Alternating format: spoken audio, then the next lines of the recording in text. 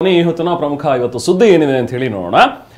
Rebel ಶಾಸಕ ಯತ್ನಾಳ್ ವಿರುದ್ಧ BSY ಆಪ್ತರಿಂದ ಶಕ್ತಿ ಪ್ರದರ್ಶನ ಯುದ್ಧ ಶುರುವಾಗಿದೆ. ಬಿಜೆಪಿಯ ಅತೃಪ್ತ ಶಾಸಕ ಯತ್ನಾಳ್ ವಿಜಯೇಂದ್ರ ವಿರುದ್ಧ ಲಿಂಗಾಯತ ದಾಳವನ್ನು ಉರುಳಿಸಿದ್ದು ಲಿಂಗಾಯತ ಸಮರ ಸಾರಿದ್ದಾರೆ. ಮೊನ್ನೆಯಷ್ಟೇ ಯತ್ನಾಳ್ ಪ್ರಮುಖ ಲಿಂಗಾಯತ ನಾಯಕರ ಜೊತೆ ಸಭೆ ಮಾಡಿದ್ರು. ಇದೀಗ ರೇಣುಕಾಚಾರ್ಯ ಸರದಿ. ಇಂದು ನೆಲಮಂಗಲ ದಾಬಾಸ್ಪೇಟೆ ಭಾಗದ ವೀರಶೈವ ಮುಖಂಡರ ಜೊತೆ ಸಭೆ ನಡೆಯಲಿದೆ. ಮಾರ್ಚ್ 1ರಂದು ದಾವಣಗೆರೆ, ಚಿತ್ರದುರ್ಗ, ಹಾವೇರಿ, ಮಾರ್ಚ್ 4ರಂದು ಬೆಂಗಳೂರು ಅರಮನೆ ಮೈದಾನದಲ್ಲಿ ದೊಡ್ಡ ಸಭೆ ಸೇರೋಕೆ ನಿರ್ಧಾರ ಮಾಡಿದ್ದಾರೆ.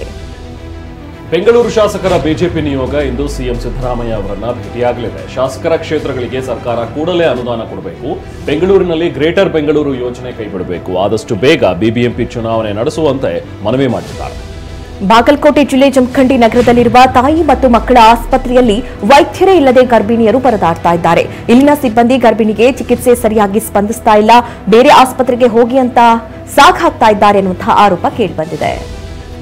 ಜಮಖಂಡಿ ನಗರದಲ್ಲಿರುವ ತಾಯಿ ಮತ್ತು ಮಕ್ಕಳ ಆಸ್ಪತ್ರೆಯ ಸಿಬ್ಬಂದಿಗೆ ಗರ್ಭಿಣಿಯೊಬ್ಬರು ತರಾಟೆಗೆ ತೆಗೆದುಕೊಂಡಿದ್ದಾರೆ. ಹೀನಾ ಯಾದವಾಡ ಎಂಬ 9 ತಿಂಗಳ ಗರ್ಭಿಣಿ 1 ಗಂಟೆ ಆದರೂ ವೈದ್ಯರು ಬಂದಿಲ್ಲ, ನೀವಿರೋದು ಜನಸೇವೆ ಮಾಡೋದಕ್ಕ ಅಲ್ವಾ ಅಂತ ಆಕ್ರೋಶ ಹೊರಹಾಕಿದ್ರು. ವಿಜಯನಗರದಲ್ಲಿ ಹಂಪಿ ಉತ್ಸವ ರಂಗೇರಿದೆ. ಇಂದಿನಿಂದ 3 ದಿನಗಳ ಹಂಪಿ ಉತ್ಸವ ನಡೆಯಲಿದೆ. ನಿನ್ನೆ ಹಂಪಿ ಉತ್ಸವದ ಮೊದಲ ಘಟ್ಟ ವಸಂತ ವೈಭವ ಮೆರವಣಿಗೆಗೆ ಚಾಲನೆ ಸಿಕ್ತು. ಇದೇ ಮೊದಲ ಬಾರಿಗೆ ಆನೆ ಮೇಲೆ ಅಂಬಾರಿ ಹೊರಿಸಿ ಭುವನೇಶ್ವರಿ ದೇವಿಗೆ ಭವ್ಯ ಮೆರವಣಿಗೆ ಮಾಡಲಾಯಿತು. ಸುಮಾರು 2 ಕಿಲೋಮೀಟರ್ವರೆಗೆ ಅದ್ಧೂರಿ ಮೆರವಣಿಗೆ ಸಾಕ್ತು. ಡೊಳ್ಳು ಕುಣಿತ, ಕಂಸಾಳೆ, ಕೊರವನ ಕುಣಿತ, ಹಗಲು ವೇಷ, ನಂದಿಕೋಲು, ಕೋಲಾಟ, ಲಂಬಾಣಿ ನೃತ್ಯ ಸೇರಿದಂತೆ 100ಕ್ಕೂ ಹೆಚ್ಚು ಕಲಾ ತಂಡಗಳು ಭಾಗಿಯಾಗಿದ್ವು. ಕೇಂದ್ರ ಸರ್ಕಾರದ ಕೃಷಿ ನೀತಿ ವಿರೋಧಿಸಿ ರೈತರು ನಡೆಸುತ್ತಿರುವ ಅಹೋರಾತ್ರಿ ಅಮರನಾಥ ಉಪವಾಸ ಸತ್ಯಾಗ್ರಹ 90 ದಿನ ಪೂರೈಸಿ ಮುನ್ನುಗ್ತಾ ಇದೆ. ರೈತ ನಾಯಕ ಜಗಜಿತ್ ಸಿಂಗ್ ದಲೇವಾಲ್ ಅವರ ಆರೋಗ್ಯದ ಮೇಲೆ ಉಪವಾಸ ಸತ್ಯಾಗ್ರಹ ಪರಿಣಾಮ ಬೀರಿದ್ದು ಪರಿಸ್ಥಿತಿ ಗಂಭೀರವಾಗಿದೆ. ರೈತ ನಾಯಕ ಈಗ ನಿಶಕ್ತಿಯಿಂದಾಗಿ ಕುಳಿತುಕೊಳ್ಳೋದಕ್ಕೂ ಆಗದೆ, ನಿಲ್ಲಲೂ ಆಗದೆ ಕೇವಲ ಮಲಗೆ ಇರಬೇಕಾದಂತಹ ಪರಿಸ್ಥಿತಿಯಲ್ಲಿದ್ದಾರೆ. ವಿಶ್ವದ ಅತಿದೊಡ್ಡ ಧಾರ್ಮಿಕ ಹಬ್ಬ ಮಹಾಕುಂಭಮೇಳ ಸಂಪನ್ನಗೊಂಡಿದೆ. ಬರೋಬ್ಬರಿ 65 ಕೋಟಿಗೂ ಹೆಚ್ಚು ಭಕ್ತರು ಮಹಾಕುಂಭಮೇಳದಲ್ಲಿ ಪುಣ್ಯ ಸ್ನಾನ ಮಾಡಿದ್ದಾರೆ.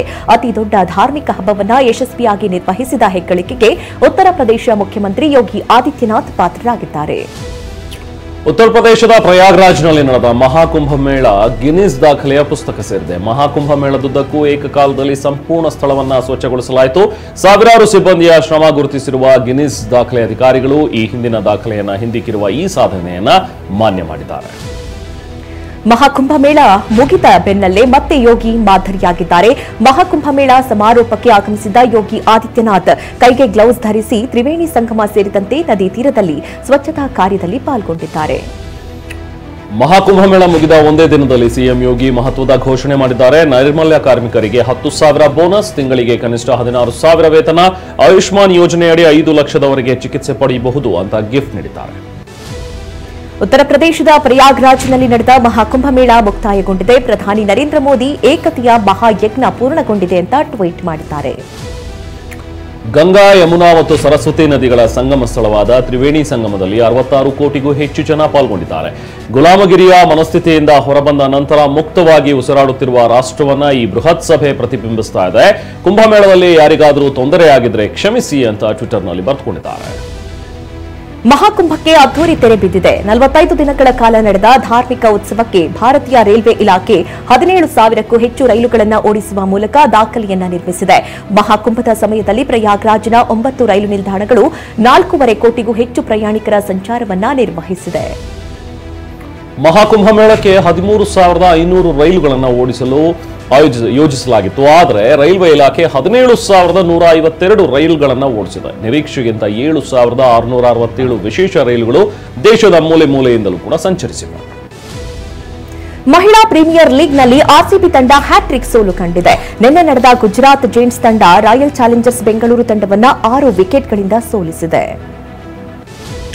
ಗುರುವಾರ ಬೆಂಗಳೂರಿನ ಚಿನ್ನಸ್ವಾಮಿ ಕ್ರೀಡಾಂಗಣದಲ್ಲಿ ಗುಜರಾತ್ ಬೌಲಿಂಗ್ ಆಯ್ಕೆ ಮಾಡಿಕೊಳ್ತು. ಆರ್ಸಿಬಿ 7 ವಿಕೆಟ್ ಕಳೆದುಕೊಂಡು ಕೇವಲ 125 ರನ್ ಗಳಿಸಿತ್ತು.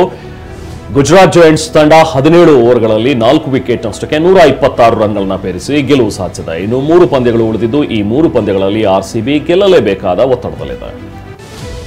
ಚಾಂಪಿಯನ್ಸ್ ಟ್ರೋಫಿಯಲ್ಲಿಂದು ಆಸ್ಟ್ರೇಲಿಯಾ, ಆಫ್ಘಾನ್ ತಂಡಗಳನ್ನು ಸೆಣಸಾಟವನ್ನ ನಡೆಸಲಿವೆ. ಇಂಗ್ಲೆಂಡ್ ತಂಡವನ್ನು ಮಣಿಸಿ ಮನೆಗೆ ಕಳುಹಿಸಿರುವ ಆಫ್ಘಾನ್ ತಂಡ ಕಾಂಗರುಗಳ ಬೇಟೆಗೆ ಸಜ್ಜಾಗಿದೆ. ಅತ್ತ ಇಂಗ್ಲೆಂಡ್ ವಿರುದ್ಧ ಭರ್ಜರಿ ಗೆಲುವು ದಾಖಲಿಸಿರುವ ಆಸ್ಟ್ರೇಲಿಯಾ ಇವತ್ತಿನ ಪಂದ್ಯಕ್ಕಾಗಿ ಭರ್ಜರಿ ಸಿದ್ಧತೆಯನ್ನು ನಡೆಸಿದೆ. ಚಾಂಪಿಯನ್ಸ್ ಟ್ರೋಫಿ ಟೂರ್ನಿಯಲ್ಲಿ ನ್ಯೂಜಿಲೆಂಡ್ ವಿರುದ್ಧದ ಪಂದ್ಯದಿಂದ ಕ್ಯಾಪ್ಟನ್ ರೋಹಿತ್ ಶರ್ಮಾ ಹೊರಗುಳಿಯುವ ಸಾಧ್ಯತೆಗಳಿವೆ. ಭಾನುವಾರ ದುಬೈನಲ್ಲಿ ಪಂದ್ಯ ನಡೆಯಲಿದೆ. ಆದರೆ ಅಭ್ಯಾಸದ ವೇಳೆ ರೋಹಿತ್ ಶರ್ಮಾ ಸ್ನಾಯು ಸೆಳೆತಕ್ಕೆ ಒಳಗಾಗಿರುವ ಬಗ್ಗೆ ಮಾಹಿತಿ ಇದೆ.